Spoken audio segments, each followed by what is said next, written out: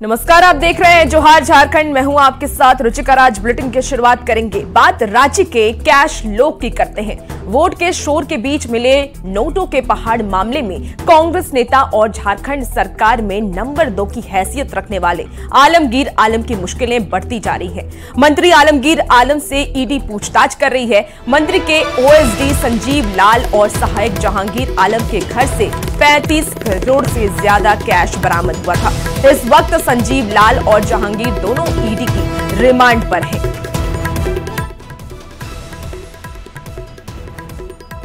तो बड़ी खबर आपको बता रहे हैं, जहां 35 करोड़ कैश मामले को लेकर के लगातार ईडी पूछताछ कर रही है और ऐसे में मंत्री आलमगीर आलम से भी ईडी लगातार पूछताछ कर रही है। मंत्री के ओएसडी संजीव लाल और सहायक जहांगीर आलम के घर से 35 करोड़ से ज्यादा कैश बरामद हुआ था और इसी मामले को लेकर के ईडी पूछताछ कर रही है। इस वक्त संजीव लाल और जहांगीर दोनों ईडी के रिमांड पर हैं। तो रांची से इस वक्त की आपको बड़ी खबर बता रहे हैं। बता दें आपको कि वोट के शोर के बीच मिले नोटों के पहाड़ मामले में अब कांग्रेस नेता और झारखंड सरकार में नंबर 2 की हैसियत रखने वाले आलमगीर आलम की मुश्किलें अब लगातार बढ़ती जा रही है। और अब तक क्या क्या हुआ इसके बारे में भी आपको बता दें। रांची में ईडी ने दबिश दी। इंजीनियर विकास कुमार के ठिकाने पर रेड पाया गया। तीसरी जो हुई उसके बाद मुन्ना सिंह के ठिकाने पर ईडी की कार्रवाई हुई है। तो अब तक कैसे कैसे ईडी ने कार्रवाई किया उसके बारे में बता रहे हैं।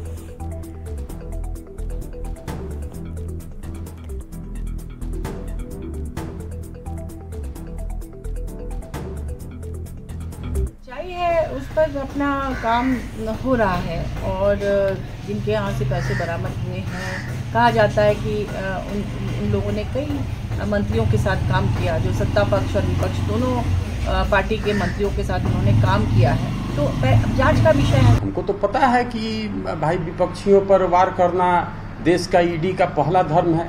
उस धर्म से वो लोग आगे बढ़ रहे हैं। प्रधानमंत्री जी को अब समझ में नहीं आता है, हेमंत जी को डाल दिए जेल में, तो अब उनको लगता है कि कौन सा ऐसा नेता को पकड़े जिस पर दबाव बन जाए पार्टियों पर। तो ऐसा कुछ नहीं होने वाला है। आलमगीर साहब शरीफ आदमी हैं, उनके कैरेक्टर को पूरा झारखंड जानता है।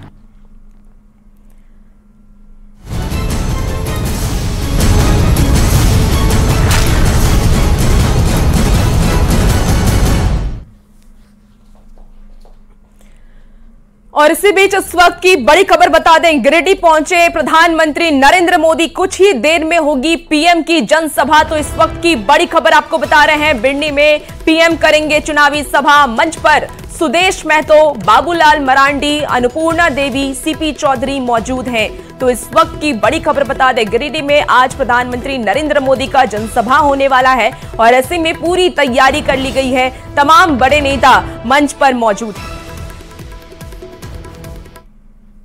दोबारा झारखंड दौरे पर आएंगे अमित शाह। 17 मई को रांची के चुटिया में करेंगे रोड शो, तो 18 मई को बोकारो में भी करेंगे चुनावी सभा। एनडीए उम्मीदवार के लिए अमित शाह वोट मांगेंगे। धनबाद से बीजेपी उम्मीदवार ढुल्लू महतो के लिए कांग्रेस प्रचार प्रसार भी करने वाले हैं। आपको बता दें कि गिरिडीह से आजसू उम्मीदवार चंद्र प्रकाश चौधरी के लिए वोट मांगेंगे अमित शाह।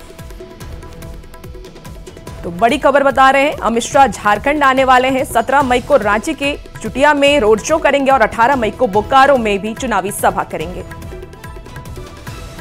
पूर्वाह्न 9:30 बजे जो शेड्यूल लाया उसके हिसाब से माननीय गृह मंत्री श्रीमान अमित शाह जी का बोकारो सेक्टर 5 के मैदान में कार्यक्रम होने जा रहा है और भारतीय जनता पार्टी के कार्यकर्ता बोकारो जिले के बहुत ही उत्साहित हैं।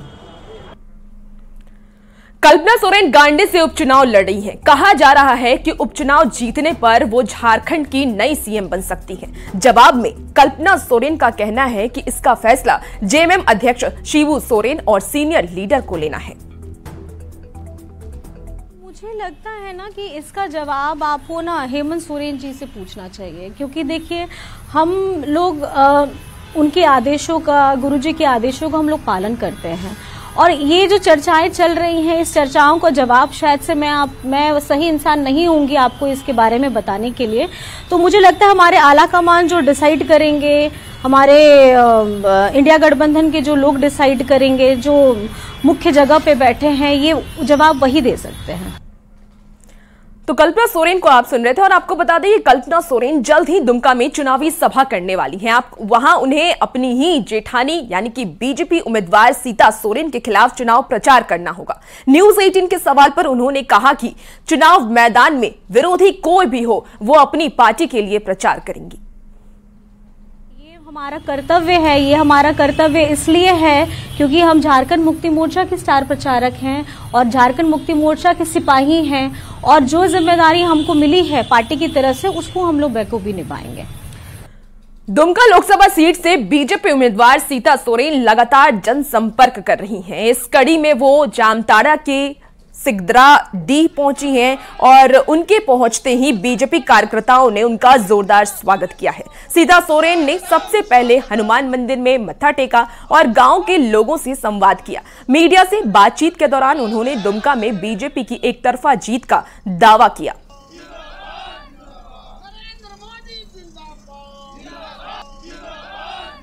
जो एक बहुत बड़ी उम्मीद है भारतीय जनता पार्टी के ये से और नरेंद्र मोदी जी की विचारधारा से सब कोई प्रभावित है और सबका चेहरा में यही हम देख रहे कि विकास होगा तो मोदी जी के माध्यम से ही विकास होगा। सब पब्लिक भी यही कह रहे हैं, इसीलिए पूरे तरह से हम लोग जीत रहे हैं और 400 पार जरूर होगा।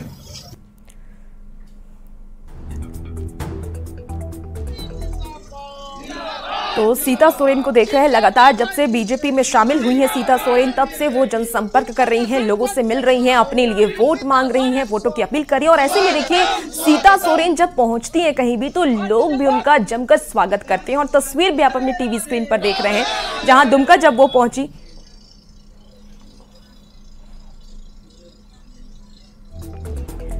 देवघर पुलिस ने कुख्यात इनामी अपराधी अभिषेक सिंह उर्फ राहुल सिंह को गिरफ्तार किया है। निजी कॉम्प्लेक्स से आरोपी की गिरफ्तारी हुई है। देवघर एसडीपीओ ने बताया है कि कुछ अपराधी